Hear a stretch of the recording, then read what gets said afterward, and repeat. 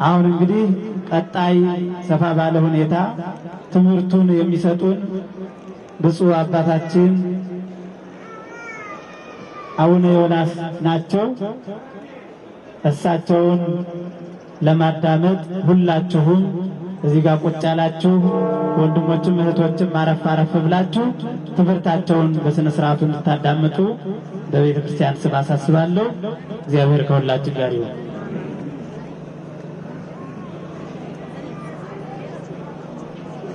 በስመ አብ ወወልድ ወመንፈስ ቅዱስ አሐዱ አምላክ። ብፁዕ አባታችን አቡነ ዕንባቆም፣ ብፁዕ አባታችን አቡነ አብርሃም፣ ብፁዕ አባታችን አቡነ ሳዊሮስ፣ ቅዱሳን ሊቃውንት አባቶቻችን፣ ዲያቆናት ልጆቻችን፣ ማኅበረ ምእመናን አባቶችም እናቶችም እህቶችም ወንድሞችም እግዚአብሔር አምላካችን በሀብት ስቦ በረድኤት አቅርቦ ሁሉን የሚጠብቅ ሁሉን የሚወድ አዳኝ ሕይወት የክብር ባለቤት ሁላችን እዚህ ለመገናኘትና ለዚህ ቀን ለዚህ ቦታ ላበቃን አምላክ ክብር ምስጋና ይግባው። ይህ ቦታ በቀን በመጠን ተቆጥሮ የሚደረስበት ሳይሆን እንደ እግዚአብሔር ዘመን አቆጣጠር የወሰነው እንደሆነ በጣም ትንሽ ነው። እንደኛ ዘመን አቆጣጠር ግን ከ7400 ዓመት ዓለም ከተፈጠረ ማለት ነው። እንዲህ ሆኖ የተመሰረተ ማዕከለ ምድር የመሬት ትምህርት የመሬት ማዕከል ሆኖ በፈጣሪ የተወሰነለት ቦታ ነው። በዚህ ምድር ላይ ከምስራቁ እስከ ምዕራቡ ከሰሜኑ እስከ ደቡቡ ዓለም ከተፈጠረ ጀምሮ እስከዚህ እስካለንበት ድረስ አጥለቅልቆ የሚገኘው በቀለም ከረም ግማሹ ነጭ ግማሹ ጥቁር ግማሹ ጠይም ሆኖ የመኖር ዕድል ቢያጋጥምም የአንድ ሰው ልጅ ነው።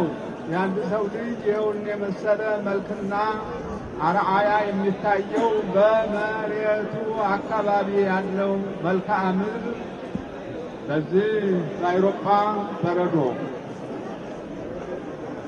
በሚበዛበት ያሉ ቢጫ ሊጥ መስለው ይገኛሉ። በዚህ በዋዕዩ በሚበዛበት በአፍሪካ ምድር ደግሞ ያለን ብዙዎቻችን ቀይሞች ብዙዎቻችን ጥቁሮች ሆነን ለመኖር ዕድል የገጠመን የመልክዓ ምድሩ ሁናቴ እንጂ የሰው ዘር ልዩነት አለው ማለት አይደለም። አባት አንድ አዳም፣ እናት አንዲት ሔዋን ናቸው። የተፈጠሩትን በዚህኛውም በቆምንበት ቦታ ላይ ነው። እግዚአብሔር ከአራቱ ባህርያተ ሥጋ ከነፋስ፣ ከእሳት፣ ከውሃ፣ ከመሬት አከናውኖ ለባውያን ነባበያን ሕያዋን አድርጎ ሰባቱን ባህርያት አዋህዶ እንደዛ አድርጎ የፈጠራቸው እዚች ማዕከለ ምድር ላይ ነው። አሁን የቆምንበት ላይ ቀራንዮ ከዚህ ምድር ላይ ነው የፈጠራቸው። በዚህ ምድር ላይ ተፈጥረው አኗኗራቸው በመላእክት በግርጌ በራስጌ በቀኝ በግራ ሆነው 40 ቀን እስከሚሞላው እናት ልጇን ተንከባክባ ጠብቃን ታኖረው ምንም ለአዳም የ30 ዓመት ጎልማሳ የሚያህል ኃይል ሰጥቶ ቢፈጥረውም መላእክት በታላቅ ጥንቃቄ በእግዚአብሔር መልክና ምሳሌ የተፈጠረ ያንን ሰው አይተነው እያሉ 99ኙ ነገደ መላእክት ይመኙ ነበርና እግዚአብሔር ይህን ቅዱስ ሰው በዚህ ሊጠበቅ አደረገ። ከዛ ቀጥሎ እናት ሔዋንንም የ15 ዓመት ቆንጆ አድርጎ ፈጠራት። እሷም እንዲሁ ጠባቂዎቿ መላእክት ነበሩ።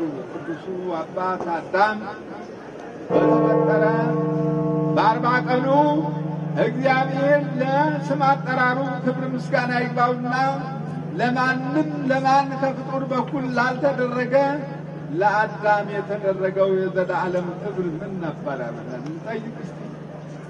በአፍንጫው የሕይወት መንፈስ እፍ አለበት፣ ሀብተ መንፈስ ቅዱስን አሳደረበት። እንደዚያ ያለ ስጦታ ተሰጠው። ያ ቅዱስ አባት ታዋቂ አስተዋይ ዘላለማዊ ሆኖ እንዲኖር እንደዚህ አድርጎ የፈጠረው በዚህ ምድር ላይ ነው። አሁን በቆምንበት ላይ ነው። በዚህ እንግዲህ ማንኛዋ ቦታ የተኛባትን ያው እሱ ባወቀ ቤተ ክርስቲያን እየተሰራ ለክብር በቅቷል። የቅዱሳን አባቶቻችን በበረሃ እያቋረጡ ያለ እረፍት ቦታዋን ተረክበው የመጠበቁ እድል አጋጥሞን እኛም ዛሬ በዘመኑ መጨረሻ የተገኘን ሁላችን ይህንን የክብር ቦታ ለማየት ለመርገጥ እድሉን ለማግኘት ታድለናል። ኢትዮጵያን ምን ያህል እግዚአብሔር እንደወደዳት፣ እግዚአብሔር ምን ያህል እንዳከበራት እያንዳንዳችሁ እስቲ ተመልከቱ። እንደዚህ ሆኖ 40 ቀን ሲሞላው እግዚአብሔር የሕይወት እስትንፋስ በአፍንጫው እፍ ባለበትም ሰዓት አዳም ብርሃን ለበሰ፣ ብርሃን ተጎናጸፈ። መላእክት የሚለብሱትን ለበሰ፣ መላእክት የሚጫሙትን ጫማ ተጫማ። መላእክት በራሳቸው ላይ የሚደፉትን የብርሃን አክሊል ደፍቶ እንዲቆይ አልተደረገም። መላእክት በግራ በቀኝ በፊት በኋላ ከበው በብርሃን ሰረገላ አስቀምጠው እግዚአብሔርን ቅዱስ ቅዱስ ቅዱስ እያሉ እያመሰገኑ ወደ ተድላ ገነት ወደ ምስራቁ ወስደውም 4 አፍላጋት በሚፍለቀለቁበት ዛፎቹ በደቂቃ ሁሉ ነገር የሚገኝበት ማእከለ ገነት ወስደው አስቀመጡ። ተቀመጠ በዛ። እናት ሔዋንም በፊት በኋላ በቀኝ በግራ መላእክት ይጠብቋል ነበርና 80 ቀን ሲሞላት እግዚአብሔር የሕይወት መንፈስ በአፍንጫዋ እፍ አለባት። ያቺ ቅድስት እናት ሕያዋን ተብላ ልብሷን የብርሃን መጎናጸፊያ፣ የብርሃን ቀሚስ፣ የብርሃን መጎናጸፊያ፣ የብርሃን ዘውድ፣ የብርሃን ጫማ ተጫምታ ታላቁን አባት መላእክት እንዳሳረጉት እሷንም አሳድገው ከዛ በኋላ ወደ አዳም ወሰዷት። ዛሬ እናቶች ወንድ ልጅ በተወለደ በ40 ቀን ወደ ቤተ ክርስቲያን ወስደው በካህናቶቹ አማካይነት መጽሐፈ ክርስትና ተደግሞ በመጨረሻው አሐዱ አብ ቅዱስ አሐዱ ወልድ ቅዱስ አሐዱ ውእቱ መንፈስ ቅዱስ ብሎ ካህኑ ውሃውን ባርኮ አጠምቀከ በስመ አብ አጠምቀከ በስመ ወልድ አጠምቀከ በስመ መንፈስ ቅዱስ ብሎ አጥምቆ እናቶች ልጁን ተቀብለው ወደ ቤታቸው አይደለም የሚሄዱት፣ ወደ ቤተ ክርስቲያን። አንድም እናት እንዳርጋ አታውቅም። ቤተ ክርስቲያን ገብታ ቅዳሴውን አስቀድሳ ቅዱስ ሥጋውን ክቡር ደሙን ተቀብላ ነው ወደ ቤታቸው የሚሄዱ። አዳምና ሔዋንም ይሄን ልዩነት ታገኙ በኋላ በዚህ ምድር ላይ አንድ ቀንም አላደሩ። አዳምን መላእክት በተፈጠረ በ40 ቀኑ በእግዚአብሔር ቸርነት እፍ ተብሎ ልጅነትን፣ ሀብትን፣ ጸጋን 7ቱን ሀብታት ታሳደረበት በኋላ ወደ ላይ በተመስጦ በመላእክት ክንድ በመላእክት ይባቤ በመላእክት ምስጋና ወደ ገነት እንደገባ እናት ሔዋንም በተፈጠረ በ80 ቀኗ እግዚአብሔር የሕይወት መንፈስ እፍ ብሎ ሀብተ መንፈስ ቅዱስ እንዳሳደረባት ብርሃን ለብሳ ብርሃን ተጎናጽፋ ወደ ገነት እንደገባች ሴትን ልጅ በተወለደ በ80 ቀኗ ወላጆች ካህናቶቹ አጥምቀው ከጨረሱ በኋላ ወደ ቤተ ክርስቲያን ይዘው ገብተው ቅዱስ ሥጋውን ክቡር ደሙን አቀብለው ወደ ቤታቸው በደስታ ይሄዳሉ። እንዲህ ተደርጎ ስራ የተከናወነባት ይቺ ቦታ ናት። የአባታችን የአዳም መፍለቂያ የእናታችን ሔዋን የተገኘችበት እግዚአብሔር በቸርነቱ ዓለምን እንደዛ አድርጎ ከነኚህ ሰዎች ዓለም እንዲሞላ ከምስራቁ እስከ ምዕራቡ ከሰሜኑ እስከ ደቡቡ 7 ዓመት በገነት ተቀምጠው በአሳሳይ ተሳስተው ቅጣቱ ትንሽ ከበድ ያለ ቅጣት መጣና ተመልሰው ወደዚህ እንዲመጡ ያ ቅዱስ አባት አዳም 930 ዓመት በዚህ ምድር ላይ ተቀምጧል። ዕፀ በለስን አትብላ ተብሎ በመብላቱ አዳም መሬት አንተ ወትገብ ውስተ መሬት፣ አዳም መሬት ነህና ወደ መሬትነት ትመለሳለህ ተብሎ መርገመ ሥጋ ደረሰበት። እንዴት ይደረጋል? ይሄ ነው እንግዲህ አዳምም የተፈጠረበትም እንደገና ተመልሶ የተቀበረበትም በዚህ ቦታ ላይ ነውና አባታችንን መነሻ መድረሻ ማወቅ ለእያንዳንዳችን ያስፈልገናል። የፈጣሪያችን የመድኃኒታችን የኢየሱስ ክርስቶስ ስም አጠራሩን ክብር ምስጋና ይግባውና መስቀሉን የተተከለበት አዳም መቃብር ላይ ነው። አዳምና ዘሩን ለማዳን የመጣ አምላክ በዚህ ቦታ ላይ ዛሬ መከራ የተቀበለው ታላቁ ሊቅ መምህር ኪዳነ ወልድ ክፍሌ እንዳሉት እግዚአብሔር የዘመንን አቆጣጠር ሲናገር ብለዋል። በሰው ዘንድ 42 ዓመት በእግዚአብሔር ዘንድ 1 ሰዓት ነው። በሰው ዘንድ 84 ዓመት በእግዚአብሔር ዘንድ 2 ሰዓት ነው።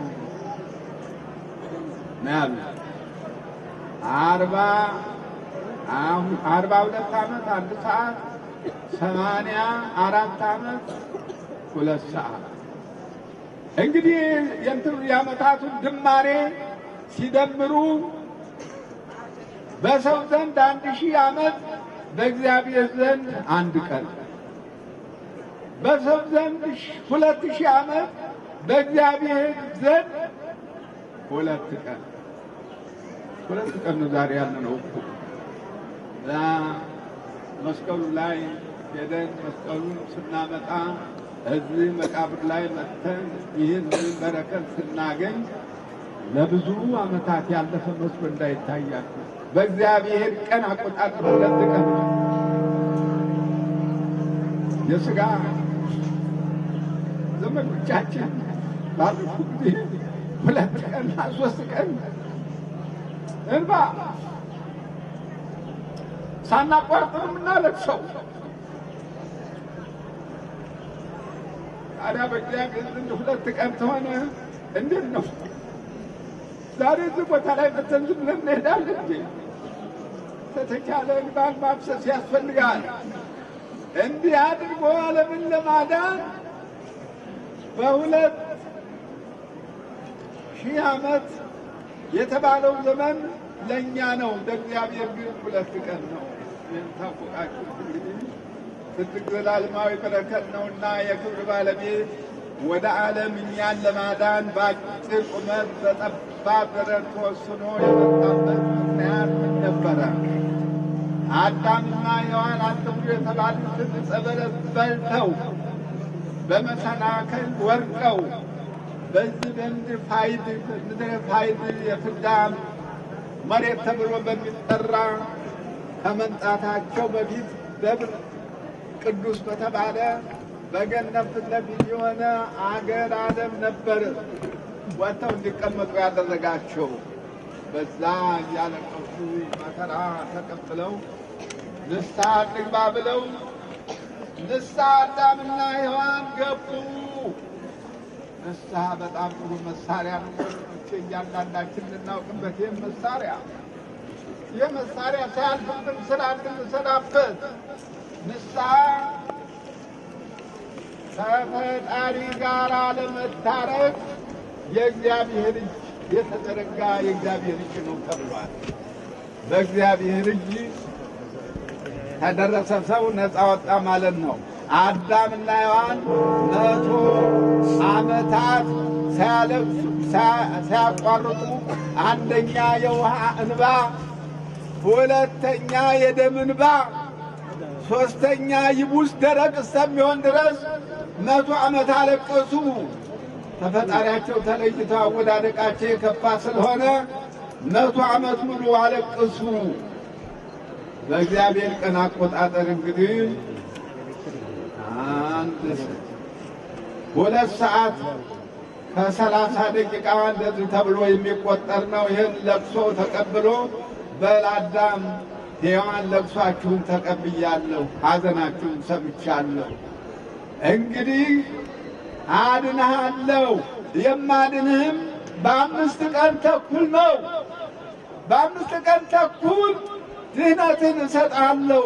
ለአንተም ለልጆችም ድህነተ ሥጋ ድህነተ ነፍስ፣ ሕይወተ ሥጋ ሕይወተ ነፍስ አድላችኋለሁ አለውና ለአዳም ቃል ገባለት። አካላዊ ቃል ወልደ እግዚአብሔር የአብ ቃሉ የመንፈስ ቅዱስ ቃሉ አካላዊ ቃል ወልደ እግዚአብሔር ኢየሱስ ክርስቶስ እንደዛ አድርጎ በሰጠው ተስፋ መሰረት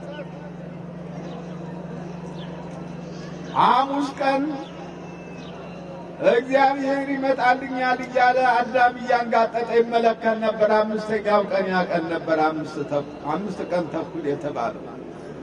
ከዚህ በኋላ ቅዱስ መልአክ ገብርኤል ተልኮ 5 ቀን ተኩል ያለ ያንተ ቀን አቆጣጠር አይደለም፣ የእግዚአብሔር ቀን አቆጣጠር ነው።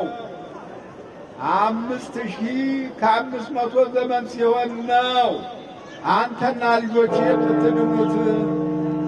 ዛሬ ይመጣል ብለህ አታንጋጥ። ሁሉ በእግዚአብሔር ዘንድ የተወሰነ ይህን የመሰለ ጊዜ ነው የሚጠብቅህ ብሎ ለአዳም ነገረው።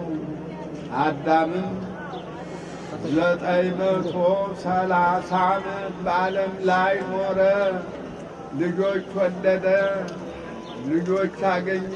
ታላላቅ ደጋግ ሰዎችም ክፎችም አልታጡ። እንደነ ቃየል ያሉ ደግሞ ክፎች ናቸው። እንደዛ አድርጎ 930 ዓመት አዳም በሕይወተ ሥጋ ኖረ።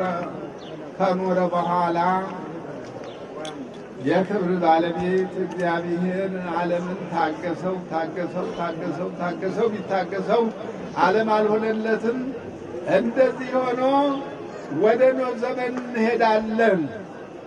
ወደ ኖህ ዘመን ፍጥረታቱ ሁሉ የሚገቡ ፍጥረቶችም የማይገቡ ፍጥረቶችም ሆነው ከአዳም ልጆች መሰናክል የሆነ ዓለም እንደገና እንድትንገረገብ እንድትቆላ የሆነ ውርደት ተደረገ። ያ ነገር እንጃ ዛሬም የሚያስደነግጥ ነው። ለእግዚአብሔር ሰው አልታዘዝም ባለበት ሰዓት እግዚአብሔር አዘነ። በአስረኛው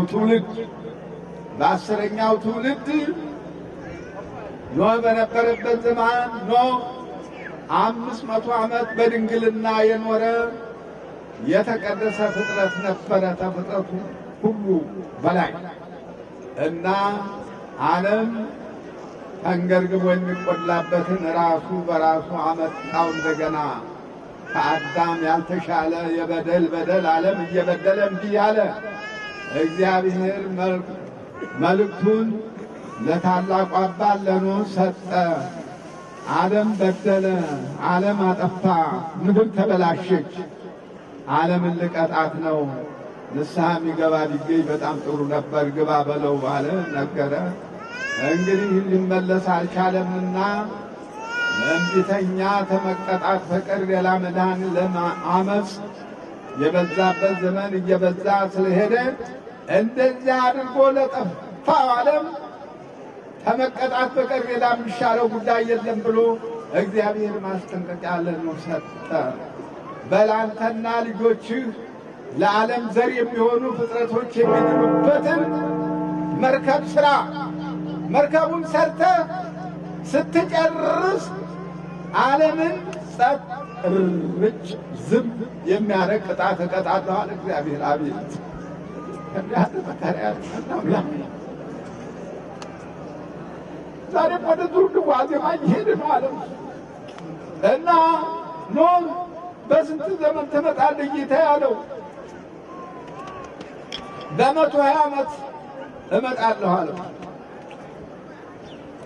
ኖህ ተዛን ቀን ጀምሮ መርከብ መስራት ጀመረ። እንጨቱን የሚያመጡለት የመርከቡን እንጨት መላእክቶች ነበሩ። ከእግዚአብሔር ገነን ነበር የሚመጣለት። ኖህ እግዚአብሔር ባዘዘው ሰዓት አንድ ቀን ሳያቋርጥ 80 ዓመት ሙሉ ሰራ። ያንን መርከብ 80 ዓመት ሙሉ የብዙ ፍጥረት ሕይወት ነበር የሚድንበት እና 80 ዓመት ሙሉ መርከብ ሲደበድብ ሲሰራ 3 ክፍል አድርጎ ያንን ሰራ። እነኛ በዘመኑ ያሉ የጥፋት ሰዎች ምን ትሰራለህ ኖህ አለው። ጌታዬ ዓለምን በንፍር ውሃ አጠፋለሁ ብሎኛልና ይህ ችግር በመጣ ሰዓት የሰው ዘር የእንስሳት ዘር የአራዊት ዘር እንዲድን ይህን መርከብ ሥራ ተብዬ በፈጣሪ ታዝዤ እየሠራሁ ነው አለ። በስንት ዘመን እመጣለሁ አለ። ቀልድ ነው። በ120 ዓመት በላንተ ሥራ ትንሽ ሰዎች ልጆችህን ይዘህ እኛ ግን በብዙ ሚሊዮን የምንቆጠር እንደመሆናችን 20 ዓመት መርከብ ሰርተን በዛ ሰዓት ተውሃው ስጥመት እንድናለን። ደብድብ አንተ ዝም ብለን ጨክን እያለ ነበር የሚያጋፍጠው ጨፋሪው ዙሪያው የሚጨፍረው። ዛሬ በከተማው ልዩ ልዩ ጭፋር እንዳለ ታውቃላችሁ። እንደዛ ነው። የዛሬውም ቀን ያስፈራል። የዛሬውም ዘመን ያስፈራል። እንዳውም ተዛ ዘመን ተነበረው ኃጢአት የዛሬው ይከፋል። ዓለም በሙሉ ተበላሸ። እንጀራ ጠግቦ ያደረው ተበላሸ። እንደዚህ ያለውን ነገር አድርጎ እኛ 20 ዓመት እንሰራለን ብሎ ወለዴው የኃጢአት ባሪያ ለኃጢአት የተገዛ ዓለም እንደዚህ እያለ እየቀለደ እያንባተረ በሚኖርበት ሰዓት ኖህ 80 ዓመት ሙሉ መርከቡን ሰርቶ ጨረሰ። ለእግዚአብሔር ክብር ምስጋና ይግባው እና በዛ ለድነት ለሕይወት የሚገቡትን ፍጥረታት ሰብስቦ አስገብቶ ከጨረሰ በኋላ ለ80 ዓመት አበቃ፣ አከተመ፣ ተደመደመ እና 80 ዓመቱ ታለቀ በኋላ 90 100 20 40 ዓመት ሲቀረው የእግዚአብሔር ምሕረት ተዘጋ በዓለም ላይ አበቃ፣ ከተመ። አይሁ ይወርድ ጀመር ከደመና ከአየሩ ማነው ተጠፈሩ ላይ መሬት በሰባ መስኮት ውሃው ወደ ላይ ፈለቀ። ተታች ያለው ውቅያኖስ ከላይ ያለው ደግሞ በ7 መስኮት ወረደ። ኖህና ቤተሰቡ፣ እንስሳቱ፣ አራዊቱ፣ የሰማይ አዕዋፉ ለዘር የተከናወኑ ሁሉ በመርከቡ በጠቅላላ በመላእክት እየተሰበሰቡ ገቡ። መርከብ በሚገባ የተሰጣትን ፍጥረት አከማይታ አባት ተኖህና ተልጆቹ ተሴም ተካም ተያፌት ጋራ ገቡ። ወደዛ ገብተው አበቃ።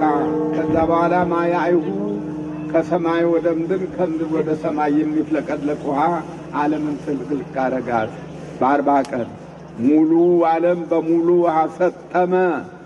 መርከቢቱ ተጉዛ ወደዚህ ወደ ሰሜኑ አራራት የምትባል ተራራ አለች። በኢራቅና በአርማንያ በወዳም ዙሪያውን የከበቧት ሀገሮች አሉ። በዛ ላወታ አራራት ላይ ተቀመጠች። ዓለም በሙሉ ውሃ ሰጠመ። እንደዚህ በሆነ ሰዓት የአባታችን የአዳም አጽም የቅዱሳን አጽም በዛ በመርከቡ ኖህ ይዞት ነበርና ኖህ አስቀምጦን ነበርና እንደዚህ ሆነ 40 መዓልት 40 ሌሊት ዝናቡ ዘንቦ መሬቷ ወደ ሰማይ ተፍታው የነበረው የውሃ ማዕበል ሞገድ ሁሉን ተሸክሞ የነበረው መርከብ ወደዛ ወጣ። መርከቧ አራራት ተራራ ላይ ወጣች። እዛ ላይ ተቀመጠች። ዛሬም አለሽ ነው የሚባለው።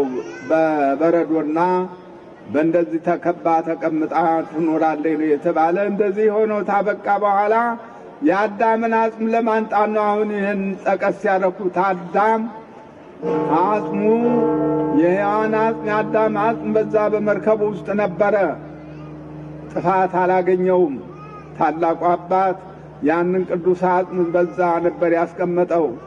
ከዚህ በኋላ ያው ንስሐ ለማይገቡ ንስሐ ልባቸውን ላላገኘው እምቢ ላሉ ሁሉ ጥፋቱ ተፈጸመ። ያን ቅዱስ አጽም በዛ አስቀምጦ በነበረ ሰዓት ሁሉ ነገር ተፈጸመና እንደገና ፈጣሪ የውሃውንም አይፍ መሬት ከፍታ አፋን ከፍታ በአራቱ ማዕዘን ዋጠች።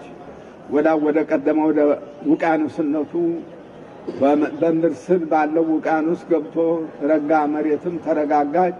በልምላሜ በአበባ በፍሬ በማንተለ ተባስት እንትን ውበቷ ተመልሶላት አዳም ኖህና ቤተሰቡ ያሉት እንስሳው አራዊቱ የሰማይ አይዋፉ ወጥተው ብዙ ተባዙ። እንደገና አዳም እንደተፈጠረ ዘመን ብዙ ተባዙ ብሎ በእግዚአብሔር ስልጣን ዓለም እንደገና እንዲባዛና በዓለም ላይ እንዲጥልቀት ሁሉ የሕዝቡ ብዛት የእንስሳቱ የአራዊቱ ዘውን ከምስራቁ ከምዕራቡ ከሰሜኑ እስከ ደቡቡ ሁሉ ነገር እንዲሞላ አደረገ እግዚአብሔር። ክብር ምስጋና ይግባው። በሰው እና ይህን የመሰለውን ጸጋ ይህን የመሰለውን ክብር የሰጠ እግዚአብሔር ይህችን ማእከለ ምድር እንደገና አሰባት። ሴም የተባለው ልጁ ታላቁ የኖህ የመጀመሪያ ልጁ ነው። ኖህ ሴም ልጁን ጠርቶ እንግዲህ አጥማበውን አድርገህ በማእከለ ምድር እንዲቀመጥ አድርግ። አንተ ወስደህ ከወንድም ወገን ደግ ልጅ ይወለዳል። እሱን ሥርዓተ ብሕትውና አስተምረህ ሥርዓተ ምንኩስና አስተምረህ ወደዛ ወደ ማእከለ ምድር ውሰደው። የአባታችን የአዳምን አጽም የእናታችን የሔዋንን አጽም ሌሎቹንም ቅዱስ ዕቃዎች እኔም በገነት የተቀበልኩት ወርቅ፣ ዕጣን፣ ከርቤ አለ። ስሙን መልከጼዴቅ ብለው ያን ዕቃ የሚጠብቀውን እንደሱ አድርገህ ወስደህ ማእከለ ምድር ላይ የአዳምን አጽም በዛ አስቀምጥ።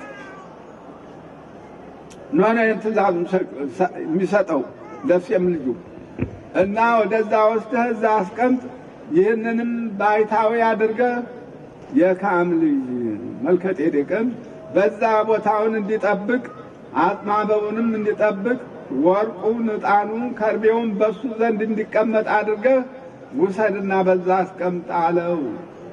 ከአራራት ላይ ወደዚህ ነው የመጣ። አራራት የተባለችው ተራራ ወደዚህ ወደ ሰሜኑ አካባቢ በአውሮፓ መካከልና ወደዚህ ወደ አፍሪካ ወደ እስያው መካከልና ከዛ በኋላ ወርቁን፣ ዕጣኑን፣ ከርቤውን፣ አጥማበውን መልከጼዴቅና ሴም ይዘው መጡ። ሲመጡ እዚህ ቦታ ላይ መሬቷ እንደ ሳጥን ተከፍታ ተገኘች። አባታችን የአዳምን አጽም በዚህ አስቀመጠ። ቅዱሱ መልከጼዴቅም በዚህ ዋሻ ተገኝቶ በዛ እንዲቀመጥ ተደረገ። ይህን አድርጎ የአባታችን የአዳም አጽም በዚህ መሬት ሳጥን ሆና ተዘጋጅታ በዚህ ላይ አረፈ።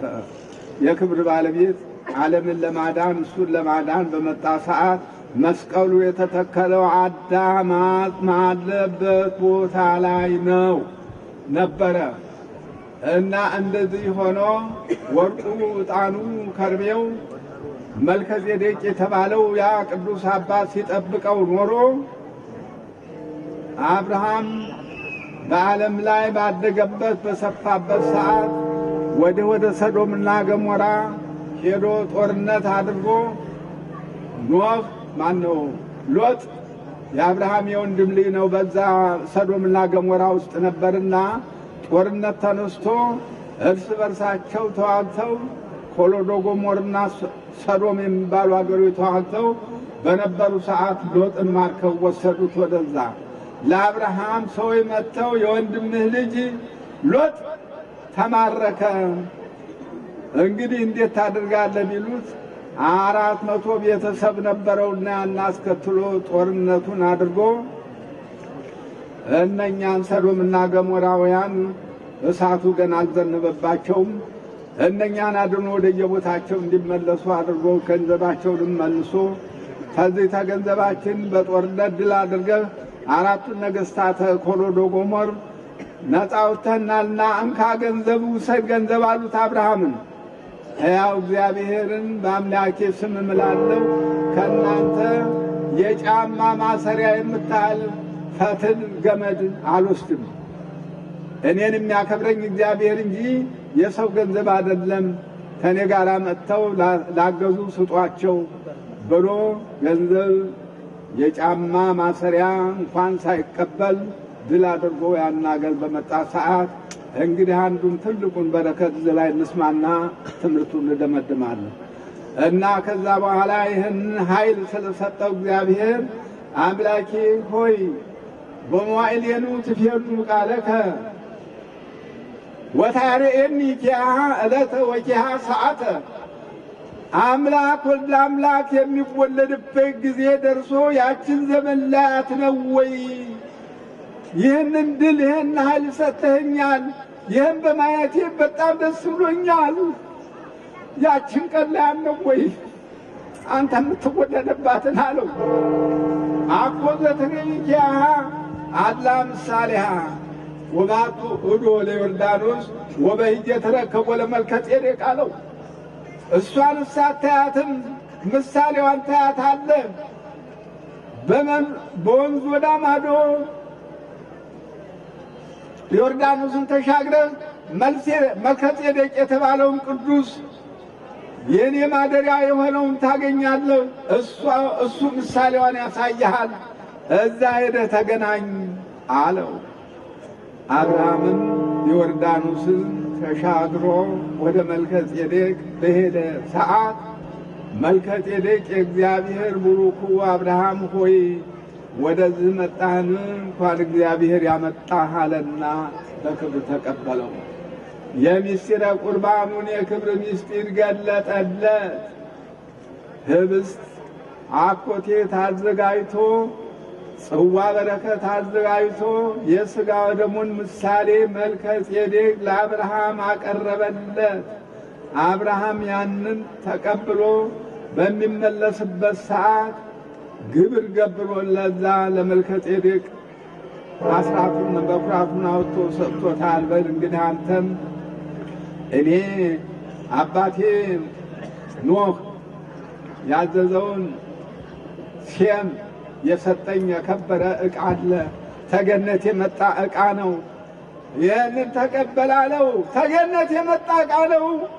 አንተ ተቀብለህ ላው ለባለቤቱ የምትሰጥበት ዘር ሊሰጥበት የሚገባ ሰዓት ይመጣል አለ።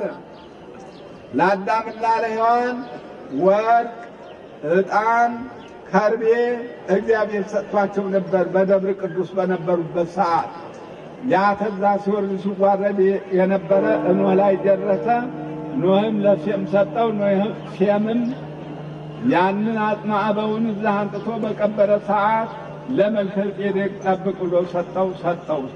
ከሰጠው በኋላ ጊዜው ደረሰና ምን ተደረገ?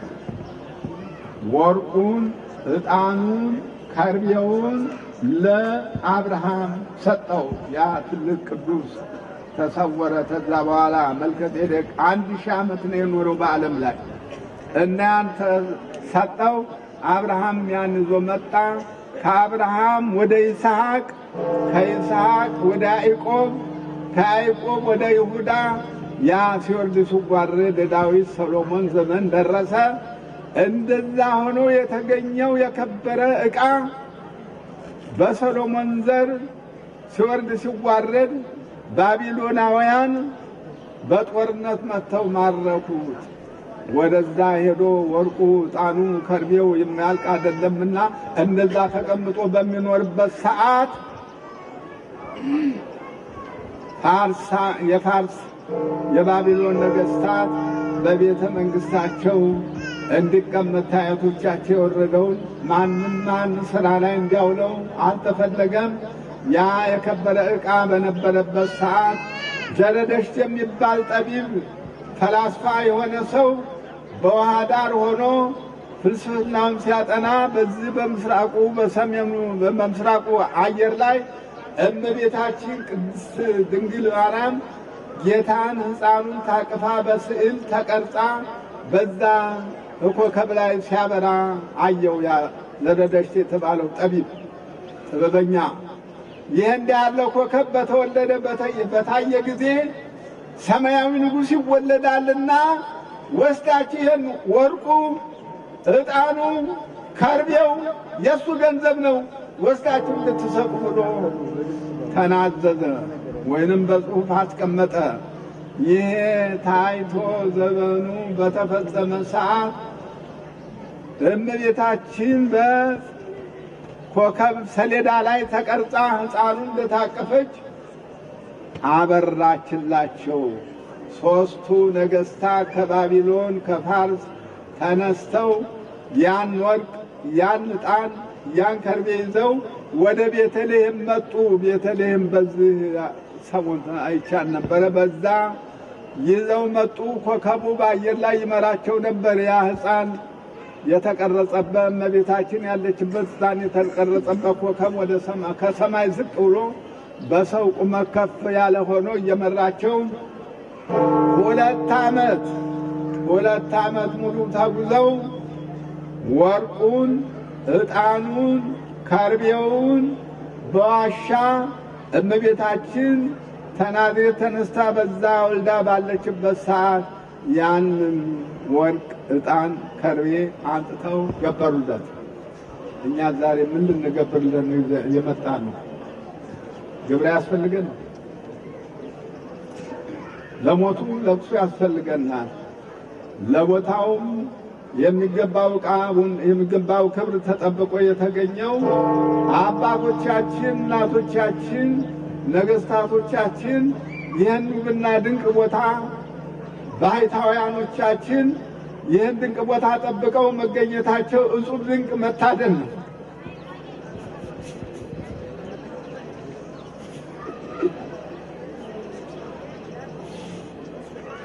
ማንኛውም ይህን ያገኘ የለም። እንዲህ በተንኮልና በመግዛት በምናምን ይሁን እንጂ በርስትነት ፈጽሞ አልተገኘም። ይሄ ቦታ ኢትዮጵያውያን ናቸው ይህን በርስትነት ቦታ ያገኙት እና እንደዛ አድርጎ ያንን ወርቅ፣ ዕጣን፣ ከርቤ የተዘጋጀበትን ዋሻ የተገበረበትን ዋሻ ይህን አካባቢ ቤተልሔም መለስ ብለን እንድናየው ያስፈልጋል። እነኛ ነገሥታት አንዱ ከሴም ወገን፣ ሁለተኛው ከካም ወገን፣ ሦስተኛው ከያፌት ወገን ናቸው ነገሥታቶቹ። ነገሥተ ሳባ ወዓረብ ጋዳ ያመስሉ የተባለው የእኛም ነገሥታቶች ሳይቀሩ ያንን ክብር የእግዚአብሔርን የክብር ዕቃ ለእግዚአብሔርነቱ አስረክበዋል። ለእግዚአብሔር ክብር ምስጋና ይግባው፣ ሰጥተዋል። አልጎደልም፣ አንድም አልጎደልም። አሁን እንግዲህ ያን እንዴት ሆነ ምን ላይ ነው ያለው ብላችሁ መጠየቅ ያስፈልጋችኋል። ጥያቄውን መልስላችኋለሁ። ወርቁ፣ ዕጣኑ፣ ከርቤው እየተያዘ ከመስቀሉ ጋር የመኖር ዕድል አጋጥሞት በ13ኛው መቶ ዓመተ ምህረት ከግብፅ ምድር ላይ ነበረ። ከዛ ብሎ ግብፅ ላይ ነበረና ታላቁ ገናናው ንጉሠ ነገሥት አፄ ዳዊት በግብፃውያን ላይ ጤና የሚነሱ ሰዎች ተነስተው ያንን ነፃ ለማውጣት በጦርነት መጥተው ክርስቲያኖች ብዙ መከራ በደረሰባቸው ሰዓት ያለ መረጋጋት መጥተው ነበርና ያንን አረጋግተው ሊቀ ጳጳሱን አስፈትተው ጉዳዩ እንዲከናወን ታደረጉ በኋላ 12,000 ወቄት ወርቅ እንደ እጅ መንሻ አድርገው ሰደውላቸው ነበር። በዛ ባሉበት ሰዓት ወደዛ በቀረቡበት ሰዓት እኔ ወርቅ የእናንተን ወርቅ አልፈልግም፣ የፈጣሪን መስቀልና ለፈጣሪ የመጣው እጅ መንሻ የሆነ ዕቃ እኔ ወደ አገሬ ወስጄ በክብር እንዳስቀምጠው ያንን ነው የምፈልገው ብለው መልስ ስለሰጡ ክርስቲያኖቹን መክረው የእስክንድርያ ክርስቲያኖች ከነገሥታቶቹም ጋር መክረው አንደኛ ወርቁን፣ ሁለተኛ ዕጣኑን፣ ሶስተኛ ከርቤውን፣ አራተኛ የተሰቀለበትን መስቀል እንደዛ አድርጎ በ13ኛው መቶ ዓመተ ምህረት ወደ ኢትዮጵያ እንዲሄድ ተደረገ።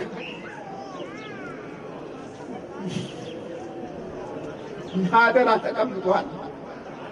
አደራው ፈጣሪ ሲመጣ ነው የሚወጣው። እንደዚህ አድርጎ በግሸን ተራራ ላይ አንብር መስቀሌ ዲበ መስቀል ብሎ እግዚአብሔር በሰጠው መማሪያ ግሸን ተራራ ላይ አንደኛ መስቀሉ፣ ሁለተኛ ወርቁ፣ ሶስተኛ ዕጣኑ፣ አራተኛ ከርቤው እነኚህ ሁሉ ወጥተው የእግዚአብሔር አብ ቤተ ክርስቲያን እንደምታውቁ ግሸን ታውቁታላችሁ። በዛ ውስጥ በወርቅ በአልማዝ ቤተ ክርስቲያኑ ሳጥኑ ተሰርቶ ያ ያደራ ዕቃ እዛ ውስጥ ነው ያለው፣ አልጎደልም። እንደዛ ነው እና ፈጣሪ በመጣ ሰዓት 14,000 ሕፃናት መስቀሉን ተሸክመው በዛ በአደባባይ በሚገኙበት ጊዜ ያን ጊዜ ታውታላችሁ በዓይነ ነፍስ ተነስተን በትንሣኤ ዘጉባኤ በፊቱ በምንቆምበት ሰዓት ያንን የክብር ዕቃ ሁሉ የምናይበት ሰዓት ይመጣል። ታቦተ ጽዮን ብትመጣ ኢትዮጵያ፣ መስቀሉ ቢመጣ ኢትዮጵያ፣ ወርቅ ዕጣኑ ከርቤው ቢቀመጥ ኢትዮጵያ የእግዚአብሔር የክብር ዕቃ ሳጥን ናት። ሳጥኑ አድጎን ያዘጋጃት። አክሱም ጽዮን ብትመጣ ምናልባት ሌሎች እንደዛ ነውና እንደዛ ሆኖ የተደረገው በደብረ ሲና የተሰጠው የክብር ዕቃ ኢትዮጵያ አክሱም ጽዮን ላይ ይህን የመሰለው የክብር ምስጢር የሚታይበት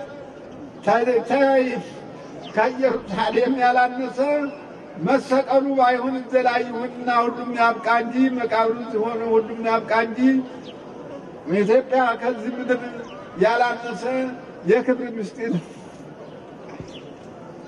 ዛሬም በዓሉን የምታከብረው ኢትዮጵያ መስቀሉን አሁን ተሸክመን የመጣ ነው ኢትዮጵያ።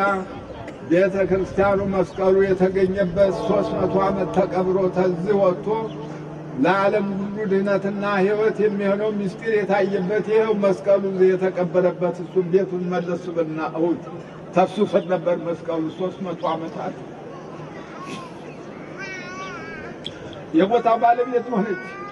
እንደዚህ አድርጎ ይህን ሁሉ ሥራ የተሠራበት ለዓለም ድህነት የተፈጸመበት የክብር ምስጢር እንደዚህ ያለ ታድሏልና ያን ዕድል እንግዲህ በአፍሪካውም ሆነ በአውሮፓውም ሆነ በእስያውም ሆነ አልተደረገም።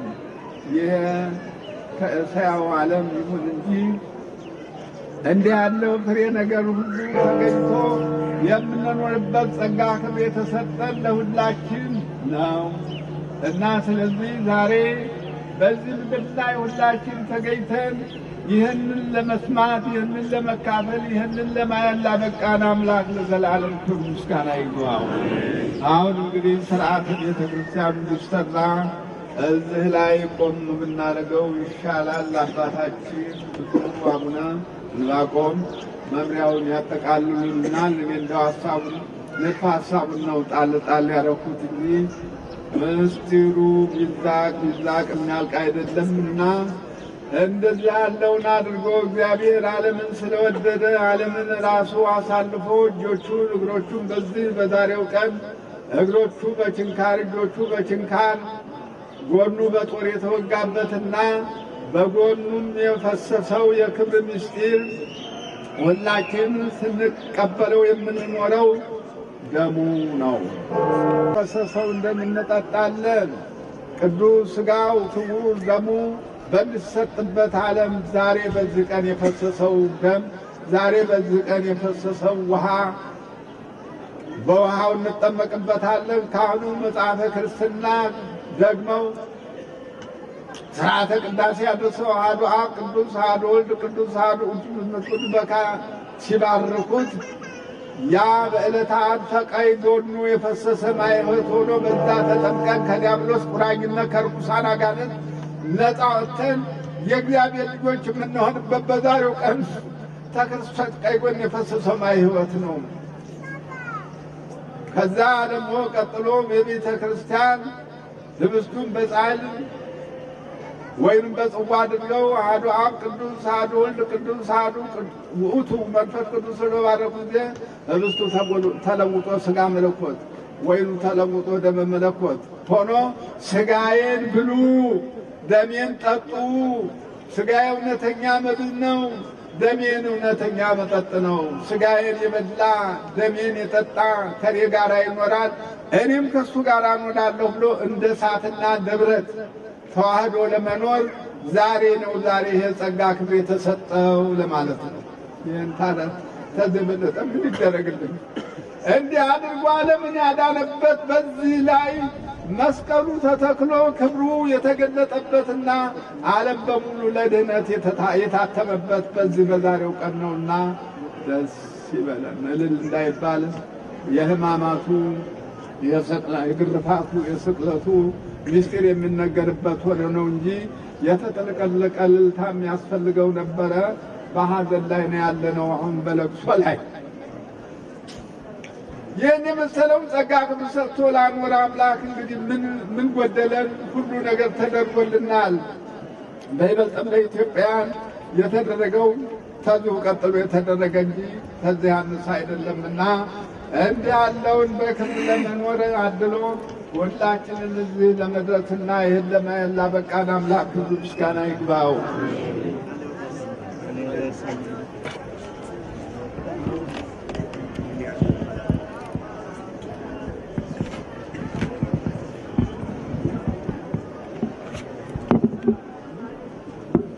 እሺ፣ ብፁዕ አባታችን ለሰጡን አጥንትን የሚያለመልም ትምህርት ቃለ ሕይወት ያሰማልን በሉ። ሁላችሁ ቃለ ሕይወት ያሰማልን። አልሰማችሁም እንዴ? ትምህርታችሁ ቃለ ሕይወት ያሰማልን። እንግዲህ አባቶቻችንን አያሳጣን እግዚአብሔር። በእውነቱ ትምህርቱ ሁላችሁም አዳምጣችሁ ከሆነ ሰምታችኋቸው ከሆነ ምስጢሩ የጠለቀ ሰፊ የሆነ የአባትነት ትምህርታቸውን ነው የሰጡን። እግዚአብሔር አባቶቻችንን ያቆይልን፣ እኛንም ከነሱ እግር ስር አይለየን። እንግዲህ ልጅ በአባቱ ነው የሚታወቀው አይደለ? አባት የሌለው ልጅ ስም አጠራሩ አይታወቅም። ስለዚህ አባቶቻችን የሌሉበት አባቶቻችን ያልተገኙበት ምንም ነገር ለኛ የሚጠቅም ነገር የለም ማለት ነው። ስለዚህ አባቶቻችንን እግዚአብሔር አምላካችን ይጠብቅልን። አሁንም ጊዜው ሰዓቱ እያጠረን ነው እንጂ ብፁዓን አባቶች አሁንም እናንተን ለማስተማር በሰፊው አሉ ከፊታችን ማለት ነው።